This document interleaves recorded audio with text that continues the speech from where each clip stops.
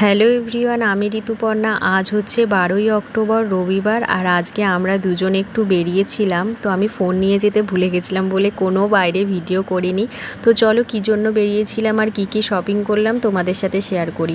প্রথমেই গেছিলাম এই মাছের দোকানে, এই মাছ কিনেছিলাম। তারপরে আমরা একটু বাজার কলকাতা প্যান্টালুন্স ঘুরেছিলাম কিছু শপিং করার জন্য, বাট মন মতো কিছু হয়নি বলে কিনিনি। তারপরে মোর সুপার মার্কেটে চলে গেছিলাম, তো দুটো সয়াবিনের প্যাকেট আর কাশ্মীরি লঙ্কার গুঁড়ো দরকার ছিল, নিয়ে নিলাম। আর তারপরে যেটা মেইন ইম্পর্টেন্ট জিনিস কিনতে বেরিয়েছিলাম সেটা হচ্ছে বাজি। এক প্যাকেট ভরে আমরা বাজি এনেছি, অনেক রকমের বাজি কিনেছি এখানে, রং মশাল থেকে শুরু করে তারাবাজি, চটপটি, তুবড়ি, তারপরে হচ্ছে চরকি, আর হচ্ছে এখানে আছে 3টে ফানুস, আর ওইদিকে শেল আছে, কালীপটকা আছে। তো আমরা তো আমাদের দিওয়ালির প্রস্তুতি শুরু করে দিয়েছি।